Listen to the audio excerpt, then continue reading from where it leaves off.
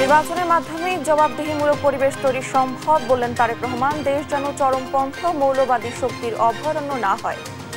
নির্বাচনের পক্ষে আমাদের সকলকে ঐক্যবদ্ধ হতে হবে, অর্থাৎ একটি অ্যাকাউন্টেবল অবস্থা দেশে তৈরি করা একান্তই প্রয়োজন। সেটি একমাত্র করা সম্ভব মানুষের ভোটের অধিকার রক্ষার মাধ্যমে। জুলাই সনদের আইনি ভিত্তি না দিয়ে নির্বাচন হলে আরেকটি ফ্যাসিবাদের জন্ম হবে বলছে জামায়াত। পিআর পদ্ধতিতে ভোটের দাবি। জাতীয় নির্বাচন ফেব্রুয়ারিতে ইসিকে নির্দেশনা দিয়েছে সরকার, জানালেন পরিবেশ উপদেষ্টা। ছাড় পাবে না সিলেটের পাথর খেকোড়া। বিদেশে বাংলাদেশের অবশিষ্ট কয়েকটি মিশন থেকে সরানো হচ্ছে রাষ্ট্রপতির ছবি। নির্দেশনার সঙ্গে নেই নির্বাচনের কোনো সম্পর্ক। এবং গণহত্যা মামলায় শেখ হাসিনা ও কামালের বিরুদ্ধে চতুর্থ দিনের সাক্ষ্য গ্রহণ অক্টোবরের মধ্যে শেষ হতে পারে, জানালো প্রসিকিউশন।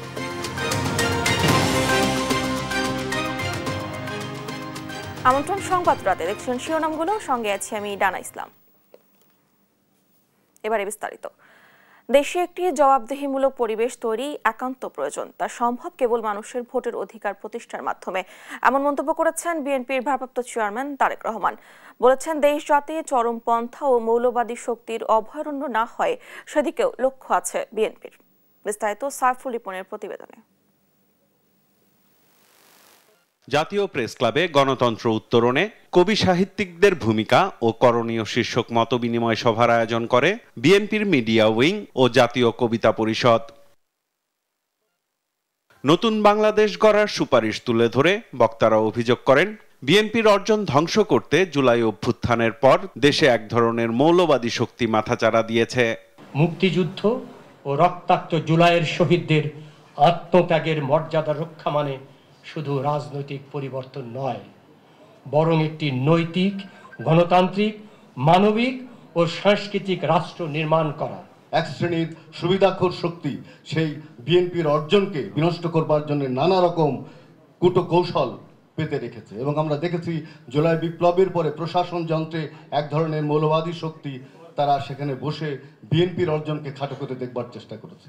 বিএনপি শাহী রাজনৈতিক দল যেটা সবসময় বাক স্বাধীনতায় বিশ্বাস করে, সমালোচনার অধিকার দেয়। বিএনপির স্থায়ী কমিটির সদস্য সালাউদ্দিন আহমদ বলেন, শেখ হাসিনার শাসন আমল ছিল আগ্নেয়গিরির মতো, যা 5 আগস্ট শেষ হয়েছে। এখন সময় গণতন্ত্রের সৌরভ ছড়ানোর। আগুনের চ্যাপ্টার তো শেষ 5 আগস্ট। এখন আপনারা বয়ান দিবেন ফুলের সৌরভ, গণতন্ত্রের সৌরভ, মানুষের অধিকারের সৌরভ যেন আমরা সারা দেশে ছড়িয়ে দিতে পারি। দেশ যেন চরমপন্থী ও মৌলবাদীদের অভয়ারণ্যে পরিণত না হয়, তা বিএনপির অন্যতম লক্ষ্য, জানান সভার প্রধান অতিথি বিএনপির ভারপ্রাপ্ত চেয়ারম্যান তারেক রহমান। সুষ্ঠু নির্বাচনের পক্ষে আমাদের সকলকে ঐক্যবদ্ধ হতে হবে, অর্থাৎ একটি অ্যাকাউন্টেবল অবস্থা দেশে তৈরি করা একান্তই প্রয়োজন। সেটি একমাত্র করা সম্ভব মানুষের ভোটের অধিকার রক্ষার মাধ্যমে। একটি নির্বাচিত সরকারের প্রয়োজনীয়তাও তুলে ধরেন তিনি। যে স্বৈরাচারকে বাংলাদেশের মানুষ কিছুদিন আগে বিতাড়িত করেছে, সেই স্বৈরাচারের পুনঃজাগরণ প্রতিহত করতে আমরা প্রতিজ্ঞাবদ্ধ আপনাদেরই মতন। এই দেশকে কোনো চরমপন্থা বা মৌলবাদের অভয়ারণ্য যেন কোনোদিন পরিণত হতে না পারে, সেটিও কিন্তু আমাদের প্রত্যাশা, সেটিও আমাদের লক্ষ্য। আদর্শিক ভিন্নতাকে সমস্যা হিসেবে না দেখার আহ্বান জানিয়ে তারেক রহমান বলেন, সর্বাগ্রে দেশের সার্বভৌমত্ব রক্ষা করতে হবে। একজন প্রকৃত বাংলাদেশী জাতীয়তাবাদে বিশ্বাসী মানুষের জীবনের শেষ দিনেও প্রথম ও শেষ বাংলাদেশী হওয়া উচিত তার বিশ্বাস এবং আদর্শের একমাত্র পরিচয়। সাইফুল রিপন, দেশ টিভি, ঢাকা। জাতীয় নির্বাচনে আইন শৃঙ্খলা পরিস্থিতি নিয়ন্ত্রণে রাখতে প্রয়োজনে সেনা ও নৌবাহিনীর সদস্য সংখ্যা আরও বাড়াবে নির্বাচন কমিশন। রোববার বিকেলে নির্বাচন ভবনে প্রধান নির্বাচন কমিশনের সঙ্গে বৈঠক শেষে এ কথা জানান বিএনপি স্থায়ী কমিটির সদস্য নজরুল ইসলাম খান। মোহাম্মদ আলাউদ্দিনের রিপোর্ট, জানাচ্ছেন নাইম আফসার। ত্রয়োদশ সংসদ নির্বাচনের প্রস্তুতির অগ্রগতি নিয়ে প্রধান নির্বাচন কমিশনার সিইসির সঙ্গে বৈঠক করেছে বিএনপির 3 সদস্যের প্রতিনিধি দল। রোববার বিকেলে রাজধানীর আগারগাঁওয়ে নির্বাচন ভবনে এই বৈঠক অনুষ্ঠিত হয়। বৈঠক শেষে দলটির স্থায়ী কমিটির সদস্য নজরুল ইসলাম খান বলেন, নির্বাচনী আসনে সীমানা নির্ধারণ, আচরণবিধি ও সামগ্রিক বিষয়ে আলোচনা হয়েছে। তিনি আরও বলেন, আইন শৃঙ্খলা পরিস্থিতি নিয়ন্ত্রণে রাখতে প্রয়োজনে আরও সেনা ও নৌবাহিনী সদস্য মোতায়েন করবে বলে ইসির পক্ষ থেকে জানানো হয়েছে। যদি প্রয়োজন হয় তারা আরো বেশি সংখ্যক সেনা সদস্য মোতায়েনের ব্যাপারে তারা অনুরোধ করবেন এবং মানে সমুদ্র উপকূলবর্তী এলাকাগুলির জন্য কোস্টগার্ড এবং নেভি তারা যাতে দায়িত্ব পালন করে সেই ব্যাপারে তারা চেষ্টা করবেন। তারা আর জাতীয় পরিচয়পত্র থাকলে প্রবাসী ভোটারদের ভোট দেওয়ার ব্যবস্থা করবে ইসি বলেও জানান তিনি। প্রবাসী ভোটের ব্যাপারে যেটা তারা বলেছেন যে যাদের এনআইডি আছে, ই পাসপোর্ট বা ডিজিটাল পাসপোর্ট, এমআরপি আর কি, যেটা তাদের সবাইকে তারা আশা করতেছেন যে তারা আসন্ন নির্বাচনে তাদের ভোটের উপযোগী করে তুলতে পারবেন। শেষে নির্বাচনে না ভোট বিএনপির কোনো দাবি ছিল না, কিন্তু এটি কিছু বিশিষ্ট ব্যক্তিদের সুপারিশে যুক্ত হয়েছে বলেও জানান নজরুল ইসলাম খান। আমরা তো বিষয়টা বিবেচনা। নাইম আফসান, দেশ টিভি, ঢাকা। জুলাই সনদের আইনি ভিত্তি না দিয়ে নির্বাচন হলে আরেকটা হাসিনা জন্ম হবে বলে মন্তব্য করেছেন জামায়াতের সেক্রেটারি জেনারেল গোলাম পরোয়ার। রোববার বিকেলে রাজধানীর ইঞ্জিনিয়ার্স ইনস্টিটিউট মিলনায়তনে জুলাই ঘোষণাপত্র ও জুলাই সনদের আইনি ভিত্তি প্রদান শীর্ষক জাতীয় সেমিনারে তিনি এই মন্তব্য করেন। বলেন, পিআর পদ্ধতি ছাড়া নিরপেক্ষ নির্বাচন সম্ভব নয়। এ নিয়ে আরো জানাচ্ছেন মাকদুর আমিতি।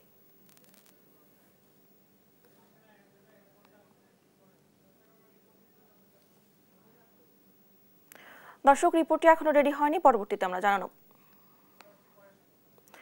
সিলেটের ভোলাগঞ্জ থেকে বিপুল পরিমাণ মূল্যবান সাদা খনিজ পাথর লুটের ঘটনায় স্থানীয় প্রশাসনের যোগ সাজশ বা নীরবতা ছিল বলে মন্তব্য করেছেন পরিবেশ, বন ও জলবায়ু পরিবর্তন এবং পানি সম্পদ উপদেষ্টা সৈয়দা রিজওয়ানা হাসান। রোববার দুপুরে সচিবালয়ে তিনি জানান, এই ঘটনায় স্থানীয় প্রশাসনের বিরুদ্ধে ব্যবস্থা নেওয়া হবে কিনা দ্রুতই জানানো হবে। তিনি বলেন, প্রধান উপদেষ্টার ঘোষিত সময় আগামী ফেব্রুয়ারিতেই জাতীয় নির্বাচন অনুষ্ঠিত হবে। তৌফিক মাহমুদ মুন্না রিপোর্ট। ৫ আগস্টের পর থেকে বিরামহীনভাবে চলছে ভোলাগঞ্জ সাদা পাথর পর্যটন কেন্দ্রের পাথর লুট। সিলেটের দর্শনীয় স্থানগুলোর মধ্যে ভ্রমণ পিপাসু মানুষের পছন্দের শীর্ষে থাকা এটি বর্তমানে লুটে ক্ষতবিক্ষত স্পটে পরিণত হয়েছে। পাথরের সঙ্গে বালু লুট করা হচ্ছে, অথচ পর্যটন কেন্দ্রের চারদিকে বিজিবি 4টি ক্যাম্প ও পোস্ট রয়েছে। রোববার নিজ দপ্তরে কথা বলেন পরিবেশ, বন ও জলবায়ু উপদেষ্টা সৈয়দা রিজওয়ানা হাসান। বলেন, প্রশাসনের দুর্বলতা এবং কারোর যোগ সাজশে সিলেটের পাথর লুট হয়েছে, তাদের বিরুদ্ধে দ্রুতই ব্যবস্থা নেওয়া হবে। সর্বদলীয় যে ঐক্যের কথাটা আমি বলেছিলাম, সেই সর্বদলীয় ঐক্যের কারণে প্রশাসন নিশ্চয়ই যোগ সাজস্য ছিল, কিন্তু এখন তারা বের করতে পারে কেমন করে যে পাথরগুলো কোথায়। আবার নীরবতাও ছিল, তারা হয়তো অতটা ঝুঁকি নিতে পারছিলেন না। তার মানে এইখানে যে ঐক্যটা গড়ে উঠেছে, এই ঐক্যটার বিপরীতে প্রশাসন হয় যোগ সাজস করেছে, নতুবা নীরব থেকেছে, বা দুটোই করেছে। এবং সেজন্য প্রশাসনের ব্যাপারে আমরা ব্যবস্থা নিব কিনা দ্রুতই দেখতে পাবেন। এদিকে জাতীয় নির্বাচনে উপদেষ্টা বলেন, সরকার কারো কথায় কাজ করে না, আগামী ফেব্রুয়ারিতেই জাতীয় নির্বাচন হবে। সরকারের প্ল্যান তো সরকার প্রধান উপদেষ্টা মহোদয় নিজে ক্লিয়ার করেছেন। এরপরে বিভিন্ন রাজনৈতিক দলের তাদের নিজস্ব হিসাব নিকাশ আছে, তাদের নিজস্ব রাজনীতি আছে। এইটার সাথে তো সরকারের অবস্থান বদলের কোনো সম্পর্ক নাই। সরকার বলেছে ফেব্রুয়ারিতে নির্বাচন হবে, সরকার সেই মোতাবেক নির্বাচন কমিশনকে প্রস্তুতি নিতে বলেছে, এটাই হচ্ছে সরকারের অবস্থান। সরকার সবকিছু বিবেচনা করে এবং রাজনৈতিক দলগুলোর সাথে আলোচনা করে নির্বাচনের সময় দিয়েছে বলে জানান পরিবেশ, বন ও জলবায়ু উপদেষ্টা। বলে রাজনৈতিক দলগুলোর সাথে কথা বলেছে উপদেষ্টা। তৌফিক মাহমুদ মুন্না, দেশ টিভি, ঢাকা। ফিলিস্তিনের রাষ্ট্রদূত ইউসুফ এস ওয়াই রামাদানের সঙ্গে বৈঠক করেছেন জাতীয় নাগরিক পার্টি এনসিপির প্রতিনিধি দল। রোববার রাজধানীর বাড়িধারার রাষ্ট্রদূতের বাসভবনে এই বৈঠক হয়। বৈঠকে এনসিপির আহ্বায়ক নাহিদ ইসলাম, সিনিয়র যুগ্ম সদস্য সচিব নাহিদা সরওয়ার চৌধুরী নিভা ও যুগ্ম সদস্য সচিব আলাউদ্দিন মোহাম্মদ অংশ নেন। বৈঠকে নাহিদ ইসলাম বাংলাদেশের তরুণ প্রজন্মের স্বাধীন ফিলিস্তিন রাষ্ট্রের প্রতি প্রতিশ্রুতি পুনর্ব্যক্ত করেন এবং বাংলাদেশে অধিক সংখ্যক ফিলিস্তিনি শিক্ষার্থীদের সুযোগ সৃষ্টির জন্য কাজ করার প্রত্যয় ব্যক্ত করেন।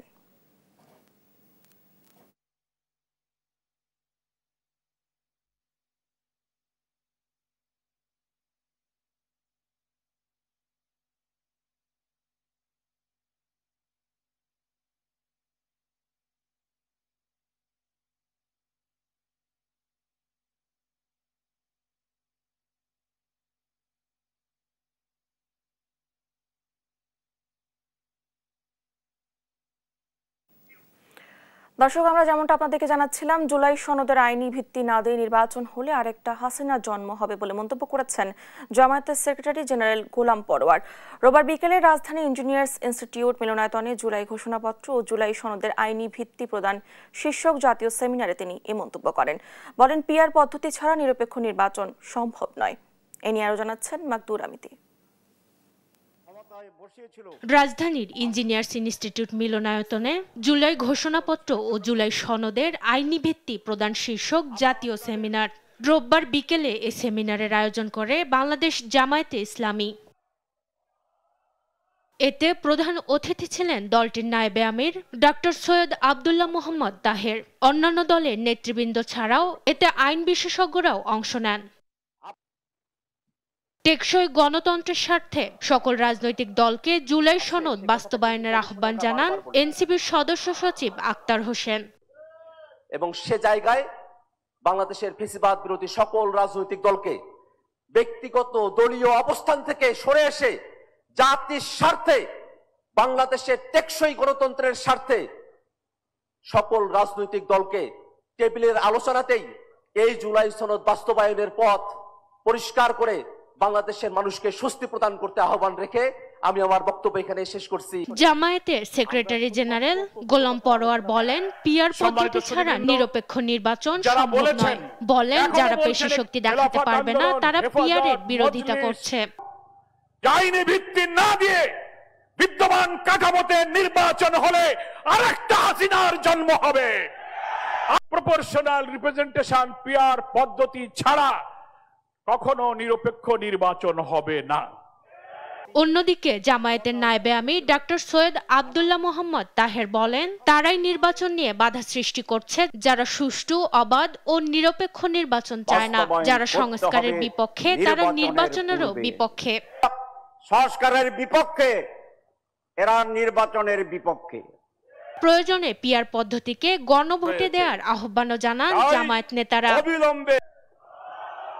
মাকদুরা মিতি, দেশ টিভি, ঢাকা। ঢাকার বাইরে ৫ মেডিকেল কলেজ হাসপাতালে বার্ন ইউনিট স্থাপন সহ ১১ প্রকল্পের অনুমোদন দিয়েছে একনেক। রোববার পরিকল্পনা কমিশন চত্বরে এনএসসি সম্মেলন কক্ষে একনেক সভা শেষে এ তথ্য জানিয়েছেন পরিকল্পনা উপদেষ্টা ওয়াহিদ উদ্দিন মাহমুদ। আর দেশের উত্তরাঞ্চলে অবস্থিত রবীন্দ্র বিশ্ববিদ্যালয়কে বিশেষায়িত বিশ্ববিদ্যালয় তৈরির পরিকল্পনা নেওয়া হয়েছে বলেও জানান তিনি। বিস্তারিত মোহাম্মদ আলাউদ্দিনের রিপোর্ট জানাচ্ছেন এনআই নাহিদ। জাতীয় অর্থনৈতিক পরিষদের নির্বাহী কমিটি একনেক সভায় ১১টি প্রকল্প অনুমোদন দেওয়া হয়েছে, যার মোট ব্যয় ৯,৩৬১ কোটি ৯২ লাখ টাকা। রোববার একনেকের চেয়ারপারসন ডক্টর মোহাম্মদ ইউনুসের সভাপতিত্বে রাজধানীর এনএসসি সম্মেলন কক্ষে এ অনুমোদন দেওয়া হয়। সভা শেষে পরিকল্পনা উপদেষ্টা ওয়াহিদ উদ্দিন মাহমুদ জানান, চিকিৎসা সেবা সম্প্রসারণে ঢাকার বাইরে ৫টি মেডিকেল কলেজ হাসপাতালে বার্ন ও প্লাস্টিক সার্জারি ইউনিট স্থাপনে প্রকল্প নেওয়া হয়েছে। ৫টা মেডিকেল হসপিটাল, এগুলাতে কোনো বার্ন ইউনিট নাই, কিন্তু রোগীরা যখন অগ্নিদগ্ধ হয়ে যেসব রোগী আসে, এটা তো খুব ইমার্জেন্সি, এটা ঢাকা পর্যন্ত আসতে গেলে অনেকের জীবন আশঙ্কা দেখা দেয়। এই সময় রবীন্দ্র বিশ্ববিদ্যালয়ের স্থায়ী ক্যাম্পাস নির্মাণে প্রকল্প অনুমোদন দেওয়া হয়েছে জানিয়ে তিনি আরও জানান, একে ছোট আকারে উচ্চমানের বিশেষায়িত বিশ্ববিদ্যালয় তৈরির পরিকল্পনা। বলেন, সরকারি প্রকল্প বাস্তবায়নে কোনো অজুহাত গ্রহণ করা হবে না বলেও জানান উপদেষ্টা। শুধু রবীন্দ্র বিশ্ববিদ্যালয় আর দু একটা বিশ্ববিদ্যালয়ের বেলায় আমরা মনে করেছিলাম যে এগুলো একটু আগের বিশ্ববিদ্যালয়ে শিক্ষাক্রম চালু হয়েছে এবং এগুলোর জন্য নতুন করে স্থায়ী অবকাঠামো নির্মাণ প্রয়োজন। তো যেহেতু এগুলো আমাদের আবার দ্বিতীয়বার একনেক সভায় আসলো, আমরা এটাকে অনুমোদন দিয়েছি। ঢাকার আজিমপুরে সরকারি কর্মচারীদের জন্য আবাসন ব্যবস্থার কথাও জানান পরিকল্পনা উপদেষ্টা। আজিমপুরে। এনআই নাহিদ, দেশ টিভি, ঢাকা। ছাত্র জনতার গণ অভ্যুত্থানের পর ওয়াশিংটন, দিল্লি, বেজিং সহ ৬৫টিরও বেশি মিশন ও উপমিশন থেকে রাষ্ট্রপতি শাহাবুদ্দিনের ছবি সরানো হয়। বাকি যে কয়েকটি মিশন রয়েছে তা থেকেও রাষ্ট্রপতির ছবি সরানোর নির্দেশ দিয়েছে পররাষ্ট্র মন্ত্রণালয়। তবে এই সিদ্ধান্তের সঙ্গে আসন্ন নির্বাচনে কোনো সম্পর্ক নেই বলে জানিয়েছেন পরিবেশ উপদেষ্টা সৈয়দা রিজওয়ানা হাসান। বিস্তারিত জানাচ্ছেন তন্ত্র তারুণ্য। সারা বিশ্বের বাংলাদেশের ৮২টি মিশন ও উপমিশন রয়েছে। ২৪-এর গণঅভ্যুত্থানের পর ৮২টির মধ্যে ৬৫টিরও বেশি মিশন ও উপমিশন থেকে রাষ্ট্রপতি শাহাবুদ্দিনের ছবি সরানো হয়। গত শুক্রবার পররাষ্ট্র মন্ত্রণালয়ের পক্ষ থেকে বিদেশে বাংলাদেশের অবশিষ্ট যেসব কূটনৈতিক মিশন, কনসুলেট ও দূতাবাসে রাষ্ট্রপতি মোহাম্মদ শাহাবুদ্দিনের ছবি রয়েছে তা সরিয়ে ফেলার নির্দেশ দেওয়া হয়। এই নির্দেশনা লিখিতভাবে নয় বরং মৌখিকভাবে রাষ্ট্রদূত ও মিশন প্রধানদের জানানো হয়। এরই ধারাবাহিকতায় প্রায় অর্ধশতাধিক ছবি সরানো হয়েছে। এছাড়াও অবশিষ্ট মিশনগুলো থেকে রাষ্ট্রপতির ছবি সরানোর নির্দেশ দেওয়া হয়েছে। বিষয়টি নিয়ে সামাজিক মাধ্যমে নানা বিতর্ক থাকলেও সরকার বলছে এটি সম্পূর্ণ প্রশাসনিক সিদ্ধান্ত, নির্বাচন বা রাজনৈতিক কোনো ইঙ্গিত নয়। রোববার সচিবালয়ে এক সংবাদ সম্মেলনে পরিবেশ উপদেষ্টা সৈয়দা রিজওয়ানা হাসান বলেন, বিদেশি মিশন থেকে রাষ্ট্রপতির ছবি সরিয়ে ফেলার ঘটনার সঙ্গে আসন্ন নির্বাচনের কোনো সম্পর্ক নেই। এটা আদৌ কোনো বার্তা দেয় কিনা আমি জানি না, আমিও আপনার মতন শুনেছি এবং পত্রিকায় পড়েছি, কিন্তু যেহেতু আমি বিদেশি দূতাবাসে কাজ করি না, আমি বলতে পারছি না যে আসলে প্রেক্ষিতটা কি, কিন্তু এটার সাথে নির্বাচনের কোনো সম্পর্ক আছে বলে আমার মনে হচ্ছে। আমরা বাংলাদেশিরা প্রত্যেকেই রাজনৈতিক সচেতন, প্রত্যেকেরই সব ঘটনার একটা ব্যাখ্যা আছে, হয়তো এত কোনো ব্যাখ্যাই নেই এটার পিছনে, কিন্তু এটার সাথে নির্বাচনের যে কোনো সম্পর্ক নেই এটা একেবারেই স্পষ্ট। একটা ছবির সাথে নির্বাচনের কোনো সম্পর্ক থাকতে পারে না। তবে সরকারের পক্ষ থেকে আনুষ্ঠানিক কোনো বিজ্ঞপ্তি না আসায় সংশ্লিষ্টদের মাঝে নানা প্রশ্ন এখনো বিদ্যমান। কিন্তু দুঃখজনক। তন্দ্রা তারুণ্য, দেশ টিভি, ঢাকা। অক্টোবরের মধ্যেই শেষ হবে শেখ হাসিনার বিরুদ্ধে ট্রাইব্যুনালে চলমান জুলাই আন্দোলনে মানবতা বিরোধী অপরাধের মামলার সাক্ষ্য গ্রহণ, এমনটি জানিয়েছে প্রসিকিউটর মিজানুল ইসলাম। বলেন, এই মামলায় ৮১ সাক্ষীর মধ্যে ৯ জনের সাক্ষ্য গ্রহণ শেষ হয়েছে। তবে এই মামলার রাজসাক্ষী চৌধুরী আব্দুল্লাল মামুনের সাক্ষ্য কখন নেওয়া হবে তা এখনো নিশ্চিত নয়। বিস্তারিত সাব্বিনা মজুমদারের রিপোর্টে। জুলাই গণ অভ্যুত্থানে সংগঠিত মানবতা বিরোধী অপরাধের মামলায় সাবেক প্রধানমন্ত্রী শেখ হাসিনার বিরুদ্ধে আন্তর্জাতিক অপরাধ ট্রাইব্যুনালে চলছে সাক্ষ্য গ্রহণ। এরই মধ্যে নেওয়া হয়েছে ৯ জনের সাক্ষ্য। চতুর্থ দিনে জুলাই আন্দোলনে আহত সবজি ব্যবসায়ী আব্দুস সামাদ সাক্ষ্য দেন, তুলে ধরেন আন্দোলনের সংঘটিত হত্যাকাণ্ডের প্রেক্ষাপট। এছাড়াও খুলনার নাইম শিকদার তুলে ধরেন সেখানকার হত্যাকাণ্ডের চিত্র। এসব ঘটনায় সাবেক প্রধানমন্ত্রী শেখ হাসিনা সহ বেশ কয়েকজনকে দায়ী করেন তারা। ৩ জন সাক্ষী দিয়েছেন, তার একজন হচ্ছেন জব্দ তালিকার, আপনাদেরকে বলেছি, এবং যে 2 জন সাক্ষী এখন বক্তব্য দিলেন তারা তাদের এই ঘটনার জন্য যারা দায়ী, অর্থাৎ সাবেক প্রধানমন্ত্রী শেখ হাসিনা, সাবেক স্বরাষ্ট্রমন্ত্রী আসাদুজ্জামান খান কামাল, পুলিশের আইজিপি চৌধুরী আব্দুল্লাল মামুন, সাবেক সেতুমন্ত্রী ওবায়দুল কাদের, তারপরে তালুকদার আব্দুল খালেক, পুলিশ কমিশনার খুলনা, অর্থাৎ যারা এই ঘটনার জন্য দায়ী সকলের বিচার দাবি করেছে। এই মামলায় সাক্ষ্য দেবেন ৮১ জন। অক্টোবরের মধ্যে সাক্ষ্য গ্রহণ শেষ হবে বলে জানিয়েছেন প্রসিকিউটর মিজানুল ইসলাম। আগামী মাসের মধ্যে আমরা এই মামলায় শেষ করতে পারবো আশা করছি। ম্যাটেরিয়াল উইটনেসগুলো আয়ও ছাড়া অথবা খুব বেশি হয়তো পরের মাসের ফার্স্ট উইকে যেতেও পারে। সারা দেশে আপনাদেরকে আগেই বলেছি যে কোনো রিপোর্টে আসছে 47টা ডিস্ট্রিক্টে ঘটনা ঘটেছে, কোনোটা আছে 54টা ডিস্ট্রিক্টে। এইখানে সারা দেশের যে ঘটনাবলী সমন্বয় করে যে সাক্ষ্য প্রমাণ উপস্থাপন করা হচ্ছে আমাদের দায়িত্ব। এদিনও ট্রাইব্যুনালে হাজির করা হয় আসামি থেকে রাজসাক্ষী হওয়া সাবেক আইজিপি চৌধুরী আব্দুল্লাল মামুনকে। এই মামলা ছাড়াও রোববার রামপুরা, মোহাম্মদপুর, আশুলিয়ায় আরও 3 মামলায় 15 জন আসামিকে ট্রাইব্যুনালে হাজির করা হয়। প্রসিকিউশনের সময় আবেদনে এসব মামলার তদন্ত রিপোর্ট দাখিল পিছিয়ে দিয়েছেন ট্রাইব্যুনাল। সাব্বিনা মজুমদার, দেশ টিভি, ঢাকা। বৈষম্য বিরোধী আন্দোলনে হত্যা মামলায় বেসরকারি টেলিভিশন চ্যানেল মাই টিভির চেয়ারম্যান মোহাম্মদ নাসির উদ্দিনকে গ্রেফতার করেছে ঢাকা মহানগর গোয়েন্দা পুলিশ। রোববার রাজধানী গুলশান এলাকা থেকে তাকে গ্রেফতার করা হয়। বিষয়টি নিশ্চিত করেছেন DMP media and public relations বিভাগের উপকমিশনার মোহাম্মদ তালিবুর রহমান। জানান, বৈষম্য বিরোধী আন্দোলনে যাত্রাবাড়ী থানায় রুজু হওয়া হত্যা মামলায় মাইটিভি চেয়ারম্যান মোহাম্মদ নাসিরউদ্দিনকে গ্রেফতার করা হয়েছে। তাকে ডিবি কার্যালয়ে নেওয়া হয়েছে। তার বিরুদ্ধে আইনানুগ পদক্ষেপ প্রক্রিয়াধীন বলে জানান তিনি।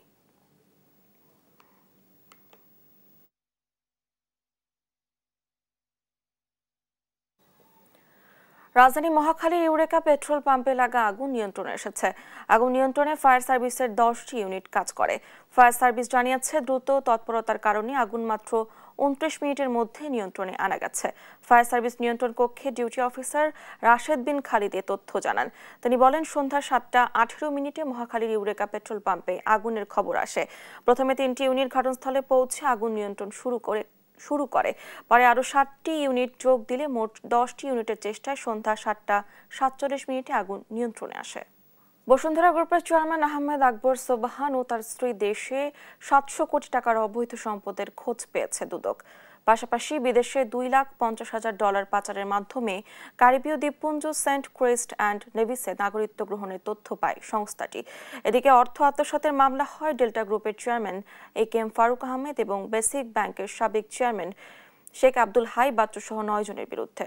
বিস্তারিত সহকর্মী ফজলে আদিত্য রিপোর্টে। মাননীয় প্রধানমন্ত্রী আজকে যারা এখানে বসে আছে, সাবেক প্রধানমন্ত্রী শেখ হাসিনার ঘনিষ্ঠ ও আস্থাভাজন ব্যবসায়ী গ্রুপ হিসেবে সুপরিচিত বসুন্ধরা গ্রুপের চেয়ারম্যান আহমেদ আকবর সোবহান। ইনশাআল্লাহ মৃত্যুর আগের দিন পর্যন্ত আমরা তার প্রতি আমাদের আস্থা বিশ্বাস এবং মৃত্যুর পরেও তার প্রতি আমাদের আস্থা। পট পরিবর্তনের পর থেকে 10 ব্যবসায়ী প্রতিষ্ঠানের দুর্নীতির খোঁজে মাঠে নামে দুর্নীতি দমন কমিশন দুদক। গঠন করা হয় টাস্ক ফোর্স, যার মধ্যে অন্যতম বসুন্ধরা গ্রুপ। প্রাথমিক অনুসন্ধানে বসুন্ধরা গ্রুপের চেয়ারম্যান আহমেদ আকবর ও তার স্ত্রীর দেশে 700 কোটি টাকার অবৈধ সম্পদের খোঁজ পেয়েছে দুদক। পাশাপাশি বিদেশে $2,50,000 মার্কিন পাচারের মাধ্যমে সেন্ট ক্রিস অ্যান্ড নেভিসে নাগরিকত্ব গ্রহণের তথ্য পায় সংস্থাটি। $2,50,000 মার্কিন পাচার করে সেন্ট কিটস অ্যান্ড নেভিসের নাগরিকত্ব অর্জন করেন। সুইজারল্যান্ডের লুগানোতে ব্রিটিশ ভার্জিন আইল্যান্ড ও আইল অফ ম্যানে নিবন্ধিত কোম্পানির ব্যাংক হিসাব খুলে বিপুল পরিমাণ অর্থ পাচার করেছেন মর্মে অনুসন্ধানকালে প্রাথমিক তথ্যাদি পাওয়া গেছে।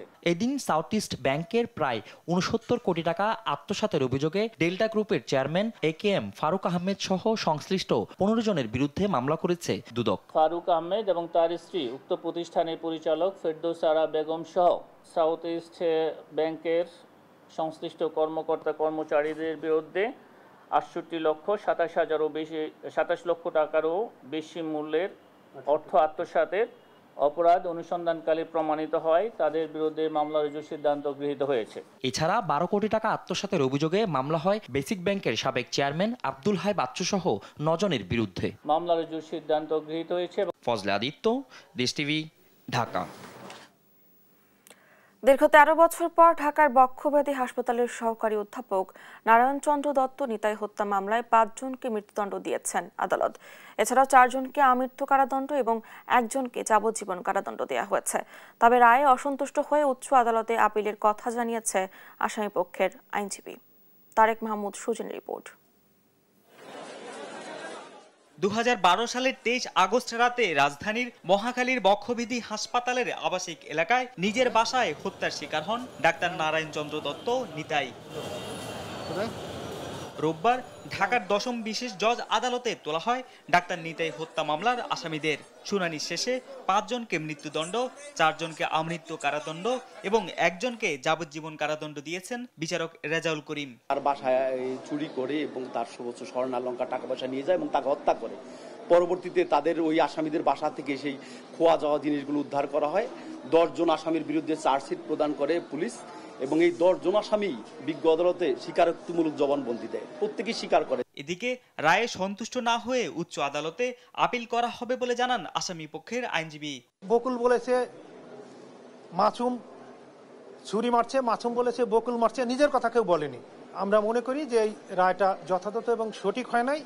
আমরা উচ্চ আদালতে আপিল করব, আপিলে আমরা ন্যায় বিচার পাবো বলে আমি বিশ্বাস করি। 2012 সালের 23 আগস্ট হত্যাকাণ্ডের পরদিন বনানী থানায় হত্যা মামলা করেন স্বাধীনতা চিকিৎসক পরিষদের নেতা ডাক্তার নিতাইয়ের বাবা। তারেক মাহমুদ সুজন, দেশ টিভি, ঢাকা। ধানমন্ডি ৩২ নম্বরে শেখ মুজিবুর রহমানকে শ্রদ্ধা জানাতে গিয়ে মারধরের শিকার হওয়ার পর গ্রেফতার রিকশাচালক আজিজুর রহমানের জামিন মঞ্জুর করেছেন আদালত। রোববার ঢাকার চিফ মেট্রোপলিটন ম্যাজিস্ট্রেট সিএমএম আদালত এই আদেশ দেন। এদিকে সরকার এক বিবৃতিতে বলেছে, রিকশাচালক মোহাম্মদ আজিজুর রহমানকে কিসের ভিত্তিতে সন্দেহভাজন হিসেবে একটি মামলায় গ্রেফতার করা হয়েছে তা জানতে চেয়ে ধানমন্ডি থানার ভারপ্রাপ্ত কর্মকর্তার কাছে ব্যাখ্যা চেয়েছে।